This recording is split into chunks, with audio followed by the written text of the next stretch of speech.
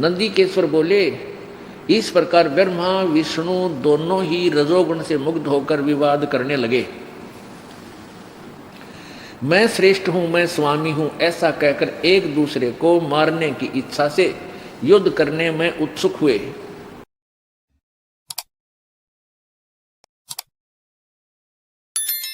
तो क्या होता, जैसे साधक साधना करने लगा ओम नाम के जाप से करता करता फिर हठ योग कर लिया। ब्रह्मा जी ने बताया, आकाशवाणी सुनी थी भगवान की, वह थी काल की, उन्होंने मान ली पूर्ण परमात्मा की। फिर हठ योग वहां से प्रारंभ हो गया। नहीं, किसी वेद में ना गीता जी में हठ योग करने का कोई आदेश नहीं, ये तो नकली साधना बताई मूर्खों की, क्योंकि इससे सिद्धियां आ जाती हैं। सिद्धियां एक दूसरे के ऊपर फिर ये एटम बम छोड़कर एक दूसरे का नाश करते रहते हैं, लड़ते झगड़ते रहते हैं। इसलिए इनको हठ योग करने वालों को मूर्ख लिखा है। गीता जी अध्याय नंबर 17 के श्लोक नंबर अध्याय नंबर 17 में श्लोक नंबर 4, 5, 6 यानी 3 से लेकर 10, 12 तक ये स्पष्ट किया है। तो क्या होता, साधकों ने ओम नाम का जाप जपते जपते फिर हठ योग समाधि लागी। अब जब इनका हठ योग से अंदर जब शरीर में ये प्रवेश हो गए तो किसी को तो विष्णु रूप में दर्शन दे दिए। ये विष्णु ब्रह्मा शिव तो इनके पास रहते हैं आम देवताओं की तरह, ऋषियों की तरह। ये इनके इनसे जो ना सुप्रीम है, ये मंत्री हैं, बाकी अन्य देवता और न्यारे डिपार्टमेंटों के इनके अंतर्गत आते हैं। तो साधना करते करते किसी को तो विष्णु रूप में दर्शन दे दिए, विष्णु रूप में दर्शन दे दिए। जो भी कुछ मांगा इस काल ने दे दिए, ब्रह्म ने। ये वास्तविक रूप में किसी के सामने नहीं आता, इसने प्रतिज्ञा कर रखी है।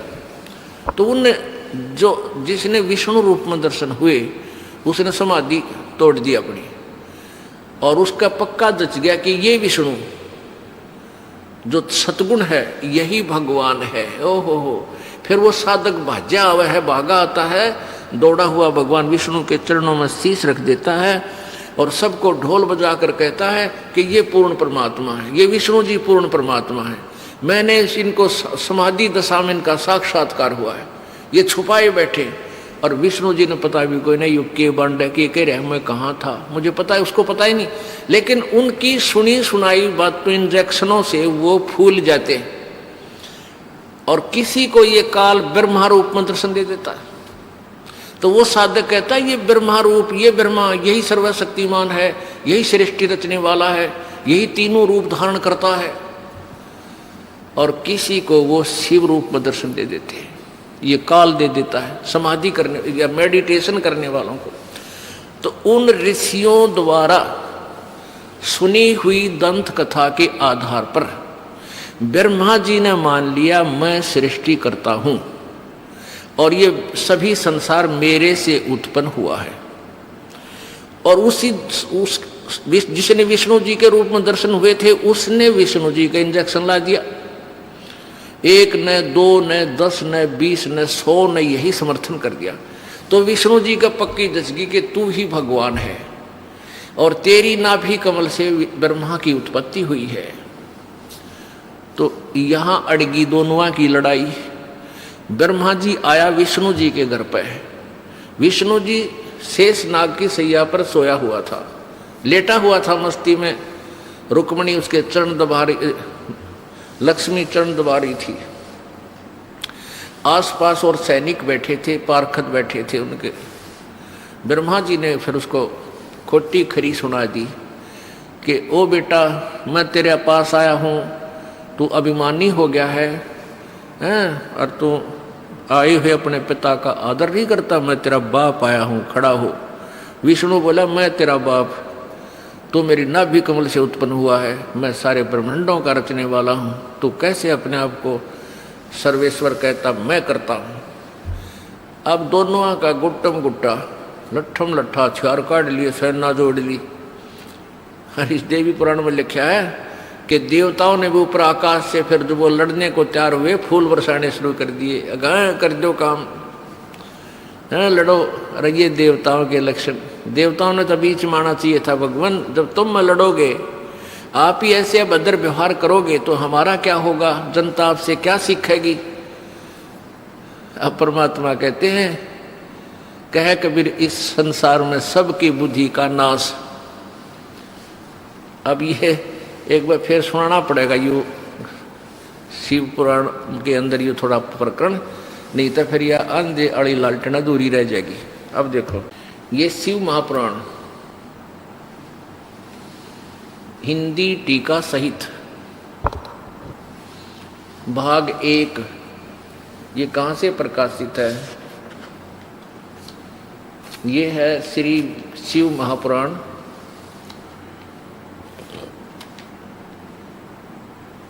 विद्या अवरिधि पंडित ज्वाला प्रसाद जी मिश्र कृत हिंदी भाषा टीका सहित खेमरा श्री कृष्ण दास प्रकाशन बंबई इतने इतने।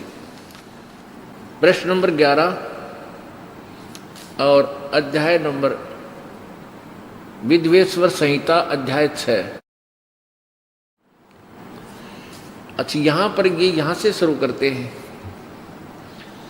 नंदी केश्वर बोले, भगवान शिव का जो वाहन है नंदी केश्वर, नंदी बैल, वो बोल रहे हैं।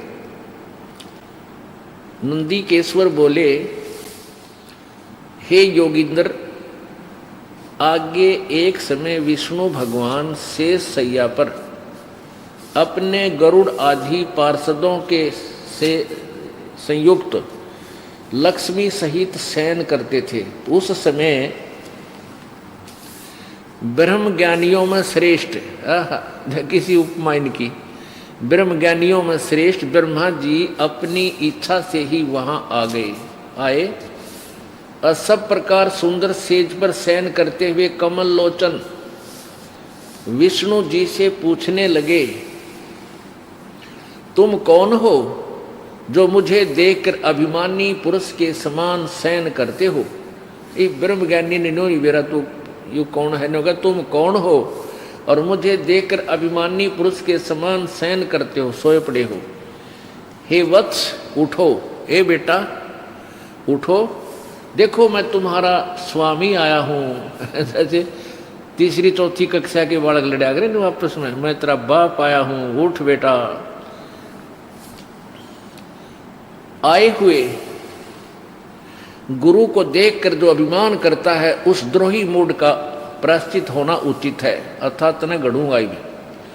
यह सुनकर विष्णु जी के अंतःकरण में, यह सुनकर विष्णु जी के अंतर में तो क्रोध हुआ, अंदर तो छो उठा, पर दाब के ऊपर ऊपर से बोलने लगा, परंतु बाहर से शांत रहे और बोले, वत्स, हे बेटा तुम्हारा मंगल हो, बैठो इस आसन पर विराजमान हो। इस समय तुम्हारा नेत्र कुटिल और मुख वक्र क्यों हो गया, बांगा क्यों मुंह हो रहा तेरा? ब्रह्मा जी बोले, वत्स विष्णु, ब्रह्मा जी बोले, बेटा विष्णु, तुमको समय के प्रभाव से अभिमान है। हे पुत्र, मैं तुम्हारा रक्षक और जगत का महापिता मैं हूं। विष्णु जी बोले, ये तो सब जगत मुझ में स्थित है, तुम चोर के समान किस प्रकार अपना कहते हो? तुम मेरी नाभि कमल से उत्पन्न हुए हो, इससे मेरे पुत्र हो, मुझे पुत्र कहना व्यर्था है। नंदी केश्वर बोले, इस प्रकार ब्रह्मा विष्णु दोनों ही रजोगुण से मुग्ध होकर विवाद करने लगे।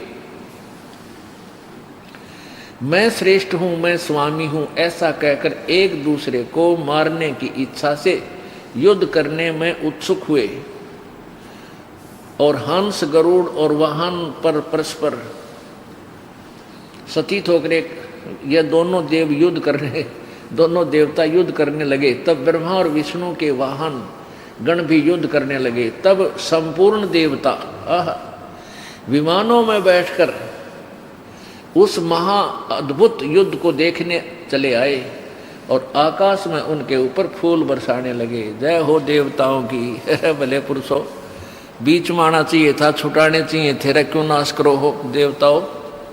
नको अपन तो फूल बरसावन जो कर खागड़े बढ़ाया करें जोटे हो कलकी दे देगा करो। ये हमारे देवताओं के लक्षण हैं।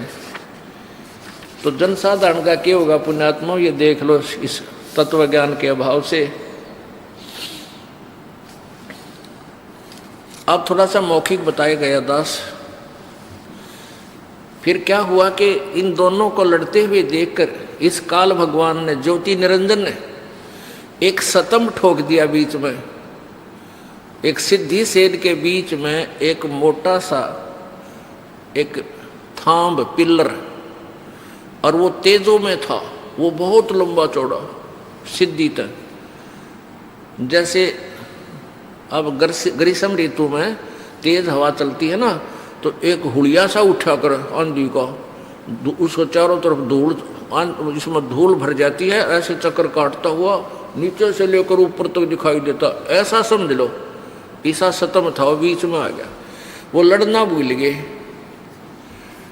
तो दोनों जने सोचा भी, ने देखा ये कितना लंबा चौड़ा, एक ऊपर न चला गया कि नीचे ने। लंबी कथा है। फिर क्या हुआ, इतने में काल ज्योति निरंजन शिव रूप धारक है, अपने बेटे शिवजी जैसा रूप बनाकर और वहां प्रकट हो गया, और इनसे बोला कि बेटो, ये पुत्रो, मेरी बात सुनो। तुमने अपने आप को भगवान मान लिया, तुम्हारी नालायकी है, तुम भगवान नहीं हो। अब ये सिद्ध करते हैं। ये है शिव पुराण पृष्ठ नंबर 17, विद्वेश्वर संहिता, अध्याय 9। यहां पर नंदीकेश्वर बोले, इस प्रकार भगवान ने उन नम्र हुए ब्रह्मा और विष्णु पर अनुग्रह करके उनके युद्ध में जो परस्पर उनकी सेना मारी गई थी, उस सब को अपनी शक्ति से जीवित कर उठाया। आगे फिर क्या बोला, उनसे संबोधित करके कहने लगा, मेरे सकल और निष्कल भेद से दो रूप हैं, परंतु और ईश्वर नहीं। नो कहे और कोई भगवान को नहीं, मैं ही हूं जो कुछ हूं। इस प्रकार, इस कारण उनके दो रूप नहीं हो सकते। पहला सतम रूप और दूसरा पीछे मूर्तिमान रूप धारण किया। इसमें ब्रह्म रूप निष्कल है, ईश्वर रूप सगुण है।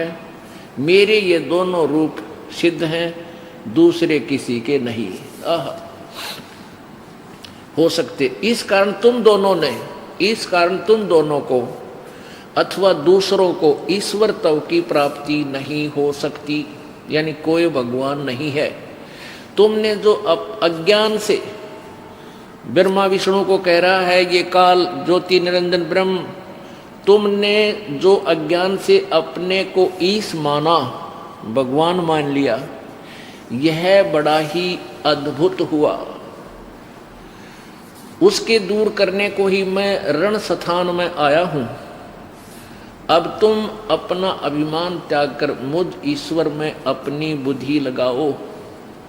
मेरे प्रसाद से लोक में सब अर्थ प्रकाश करते हैं। क्या कहता, मैं ही ब्रह्म हूं और मेरा ही कल अकल रूप है।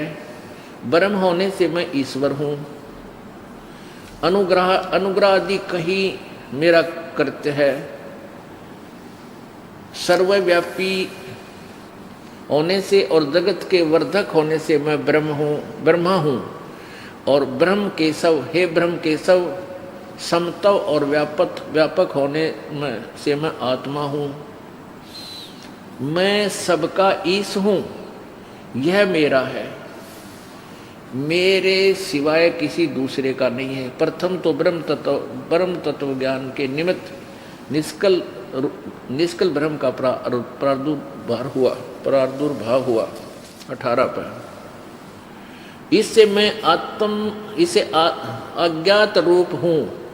पीछे तुम्हें प्रगट दर्शन देने के निमित्त साक्षात ईश्वर, तो तत्क्षण ही मैं सगुण रूप हुआ हूँ। हे पुत्रो, हे बेटो, काल कह रहा है, हे पुत्रो, यह कृत यानी ये डिपार्टमेंट उत्पत्ति और सतिथि का, यह कृत आपने तप से प्राप्त किया है, जो कि सृष्टि की उत्पत्ति और पालन कहता है। सो मैंने प्रसन्न होकर तुम्हें दिया है। इससे इसी प्रकार से दूसरे दो कृत्य रुद्र और महेश्वर को प्रदान किए हैं, परंतु अनुग्रह कर्तव्य कोई भी पाने को समर्थ नहीं है। सो पूर्व के कर्म तुमने समय से विसार दिए थे, रुद्र और महेश ने उनको नहीं बुलाया। अब 19 पर देखो, रूप वेश, यानी रुद्र और महेश ने अपने आप को अभिमानी नहीं बनाया, तुमने बना दिया, इसलिए तुम्हारे को सीधा किया मैंने। रूप वेश कृत आसन वाहन आयुध आदि में हमारी साम्यता थी। हे सौम्य, मेरे ज्ञान के विमुख होने से तुम्हें अज्ञानता आ गई। मेरा ज्ञान होने से ऐसा नहीं हो सकता। ज्ञान और रूप महेश के तुल्य हो जाता है।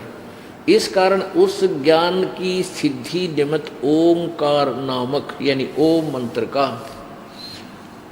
मंत्र जप करो। यह अभिमान का दूर करने वाला सोई निज मंत्र उपदेश करते हैं। यह ओंकार मेरे मुख से उत्पन्न होने से मेरे ही रूप का बोधक है और महामंगल करने वाला है। यह वाचक है, मैं वाच्य हूँ। यह मंत्र मेरा आत्मा है, उसके स्मरण से मेरा स्मरण होता है। हो गया सीधा।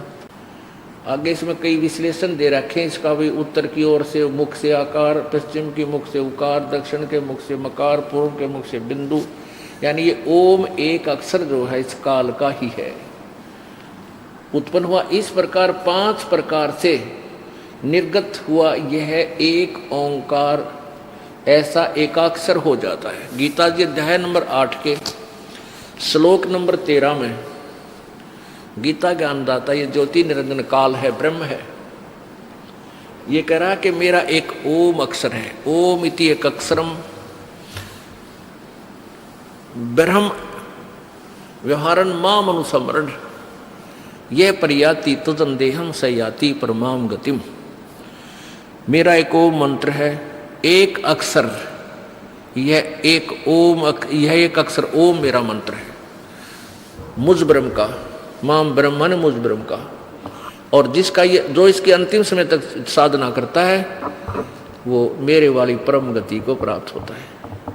और अपनी परम गति को 7वें अध्याय के 18वें श्लोक में स्पष्ट किया है कि मेरे वाली गति भी अनुत्तम है, अश्रेष्ठ है, घटिया है। इसलिए तो 18वें अध्याय के 62वें श्लोक में कहा कि अर्जुन तू सर्वभाव से उस परमात्मा की शरण में जा जिसकी कृपा से तू परम शांति और शाश्वत स्थान यानी सनातन परम धाम को प्राप्त होगा, तेरा फिर कभी जन्म मृत्यु नहीं होगा।